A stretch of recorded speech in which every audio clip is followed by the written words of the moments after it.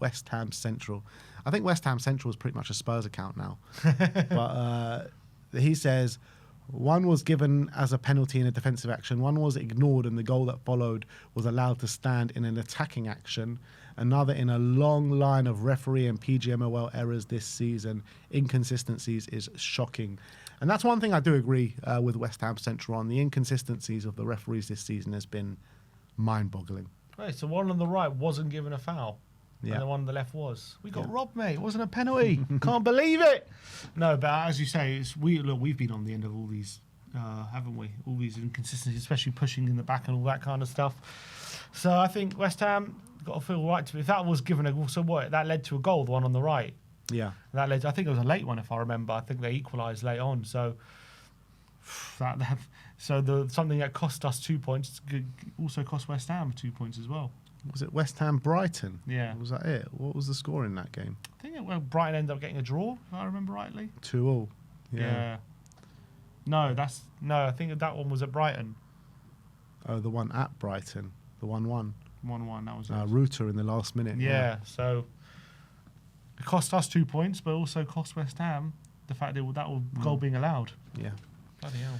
Spurs Army. Christian Romero was so excited when Matty Tell scored. He took out a member of the Tottenham coaching staff who was also celebrating. Look at that, both ended up on the floor. I thought Romero's injured. Don't look injured there.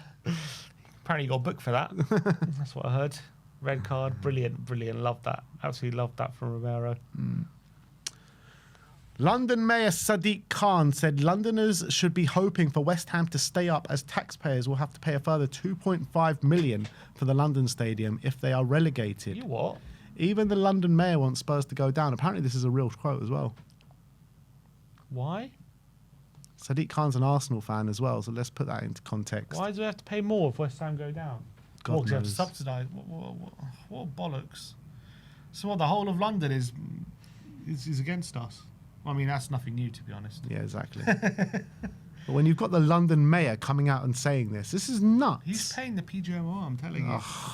He's this got guy. paper bags. We can't have West Ham going down. Sadiq Khan, the bloody gooner as well. What? How is it possible that the London Mayor's a gooner and the Prime Minister's a bloody gooner and they're winning the league this season and they're getting all these decisions? Gosh, something is afoot. Something is amiss. Can we get Spurs into the rooms of power, please? God, is there any politician that's a Spurs fan? Anything. I'll vote for him tomorrow. Spurs Army showing the stunning tifo yesterday. Obviously, we were there right in the thick of it. Yeah. Together always. I mean, they always look so good, these tifos, don't they? Really nice one as well. So fair play to CHFC Flags yet again. Look, shame we didn't get the result, but I think they showed all the support, didn't they? It was brilliant. Brilliant tifo. StatMuse FC saying Spurs are unbeaten in 4 straight Premier League matches for the first time since October. Wow. So De Zerbi's turned it around. We know that. De Zerbi's doing a fantastic job. You can see the way we're so much better than we were under Frank and Tudor. It's like so much different. It's just a shame that he's only got 7 games. Yeah. It's such a fine margin for error, which is why we're having these conversations now. The thing is, if he does keep us up, that in itself is a phenomenal job. But I think if he does keep us up, it's something that we can look forward to next season, having a manager like this with, hopefully a fully fit squad. You know what I mean? I think that is something to be really excited about if we can stay in this division. Exactly. You just got to get the job over the line. Who Scored says Pedro Porro has played more key passes than any other Premier League defender this season, 44. Well, I think that probably tells you as well about our forward line because he only has, 2 assists or something, so he should have a lot more, shouldn't he? Jay Harris, Maddison applauds the South Stander after making his first competitive appearance in over a year. I mean, that was a really nice moment. I know we're all frustrated after the game, but, the South Stand gave Maddison an unbelievable applause, just him and the South Stand together after the game for a few seconds. It was really nice. Yeah, and he touches his heart to the Spurs fans and obviously thanked them. It was obviously a great ovation. He had a really nice moment with Farker as well, didn't he? Yeah, I saw that, yeah. That was really special for him. So, yeah, it's a shame we didn't get a win, but yeah, fantastic to have him back. And I mean, based on what you saw, I wonder how long till he's back to his best. Yeah, look, I think it will be a while till he's actually back to his best, but that doesn't mean he can't make an impact from now to the end of the season. Yeah. I think he'll get half an hour at Chelsea. and then maybe start the last game of the season against Everton. We all had that feeling, didn't we? Oh, he's going to do it, isn't he? He's going to do something. And when he won that, we thought he won that penalty, we thought that was the moment. That was it. And he probably would have taken it. Yeah, I think so. I guess who else has... I mean, Rishi has taken a few. Has Maddison, he's never taken a penalty for us, has he? Well, that's because we've never had a penalty since he's joined. It would have to be him, I guess, because Tell was off the pitch. I think Tell might be our penalty taker. Yeah, I think Maddison would have taken it. Yeah. Mr. Black saying, how is it possible for Tell to be so good and such a effing idiot at the same time? Yeah, we're all wondering now, aren't we? That moment from Matty's Tell yesterday just reminded me so much of the consistent moments that happen with Spurs, like Lamella at the Emirates, scoring a Rabona. What was it? Wasn't it Puskas, that goal? Yeah. Puskas winning goal and then getting sent off a few minutes later. It's just like so many of these moments that happen with Spurs that can only happen to Spurs. I know, we just have a way of like doing something incredible and then completely backfiring on us like a few seconds later. So it's happened so often. And this was another one on a long list. Gomez saving a penalty, then giving away a penalty from the same corner, from the resulting corner. Yeah. Like things like that just happen at Tottenham. Ellis says, do you guys think Chelsea will beat Spurs next week? Because I genuinely think West Ham will win their last 2 games. God. Surely they won't win their last 2 games, West Ham. If they win their last 2, what does that mean for us? We need 4 points. Yeah. Yeah. I don't want us to have 4 points. Oh, my God. I mean, if they win at Newcastle, they probably do win their last 2. I don't know. Leeds is a very tough game, as we saw yesterday. I know, but last day of the season, with everything on the line, I think West Ham win that game. Maybe. Everything should have been on the line for Tottenham last night. I know, but it's still not. There's still games to go. Like when it's last day, it's just a little bit different. I think if West Ham win that win against Newcastle, they beat Leeds.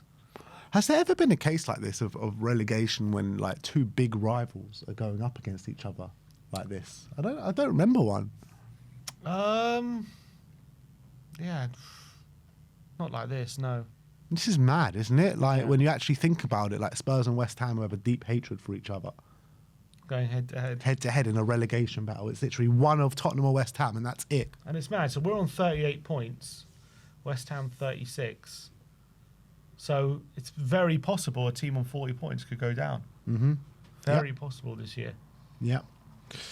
West Ham Central says, I don't get why our percentage is so high. So this is what you were talking about earlier, but Opta giving Spurs a 15% chance to go down and West Ham a 85% to go down. Yeah, I think that's way too high. Yeah, I agree. 85%. I understand, like... Do have the goal difference, which is another point. Yeah, goal difference. And as well, like, there's a lot more permutations for us to stay up than go down. That's the truth. And obviously, we're, we just, if we get 1 win, well, a win and a draw. Look, it's in our hands, so... But I don't know if it takes into account the context of our rivalry with Chelsea, all this kind of stuff. I guess from Opta's point of view... They just look at the form. They look at the form. They think we're probably just as likely to go to Chelsea and get something as West Ham are to Newcastle, given Chelsea's form. But we all know that's not the case. Exactly, that's the thing. They're not taking into account the football side of things, the football law. They just take into account the numbers. Football gods, yeah. Exactly, the football gods. So those are things. There's no stat on the football gods. That's not what the Opta supercomputer takes into account. We should create that football.god stat. A football god's percentage. Yeah. God. Yeah, I think. I would say we're about. Yeah, I say we're about 35% chance of going down. I would say at this point. Yeah. Still more likely than not. We can stay up. Bleacher Report saying Spurs draw 1-1 to Leeds and failed to capitalise on West Ham's loss to Arsenal. They've brought out a couple of memes. The thing is, we weren't even smiling after the Arsenal game. I know, maybe we should have been. Should have been. West Ham lose. Spurs missed their chance to go 4 points clear. And the other one is, this is it. This is the situation that we find ourselves in with 2 games left to play. I'm just praying we don't take it to the final day, but I just don't see how it doesn't go there. Look at this image of Kinsky's save, this next one. Oh my days, that is in. And Joe Rodon is so good with his head as well, you know what I mean? Yeah. Like Look, the Leeds player celebrating there. You think he scored? It's mad. What a save that is. I thought it was for sure a goal. I don't know how he stopped that. It's a phenomenal save. Look, you can see Kinsky's arm's behind him, isn't it? Yeah. So he literally claws that out. I mean, some of that ball is over the line. Yeah, some of the ball is over the line. Literally on the line, somehow stopping that. It's a brilliant save. And that is not... How can I say that isn't the best save of the night? And it just wasn't. Yeah, mad. Premier League saying, still thinking about Kinsky's save in the 98th minute to preserve a point for Spurs. Yeah, I mean, you can't see it properly there, but it was just a crazy, crazy save. Yeah, somehow flicked it on. In as well, you can see Longstaff's reaction at the end. He's like, how did he not? How did he save that? He's like, how? I don't get it. He's like, still thinking through. He thought he'd scored. Yeah, what a moment for him. But yeah, somehow he tipped that onto the bar. It's world class. Pippo saying, clearly onside in the live image, magically offside in the cartoon model. So this is the live image. So in the live image, it looks like a doggy is ahead of him, doesn't it? Yeah, it does. And then all of a sudden, when it goes to the thing, a doggy is his foot behind. So I guess defense is clearly not, but why not? Because it looks like he's just about passing the ball, isn't it, in that image? So it must have been a frame before somehow. Mm-hmm. Don't know how much can change in that little split second, but clearly a little bit does. Mad. Lee. Maybe we got away with one. Maybe they used the wrong frame. Maybe. The frame they showed wasn't this frame. It wasn't that frame. His foot was ahead in the frame. Yeah, you saw it on TV. Leeds with a bit of shithousery after the game saying doesn't touch him with a massive graze on his head for Ampadu resulting from Matty's tail challenge. Yeah. I mean, a lot of Spurs fans when they first saw it was like, he didn't even touch him. Well, when they showed it on the big screen, they didn't. I don't think they showed the best angle of it. They showed it from the angle where you don't quite. It looked like he maybe touched the side of his body. It didn't look like he touched his head. So it was, when they showed on the big screen, it wasn't the best angle. But yeah, clearly, big knock on the head, isn't it? And it was a Stonewall penalty. I don't know how. I saw some accounts defending, saying trying to say it wasn't, but it's a Stonewaller, isn't it? There's no doubt about it. It's as clear a penalty as you're ever going to see. As soon as it happened, I said they're definitely putting this back for a penalty, and that's what they did. The footy feed. So De Zerbi gets booked for coming out of his technical area. Arteta presses players from the touchline every week and gets nothing. I mean, there was a moment where De Zerbi was literally on the pitch yesterday. Yeah, true.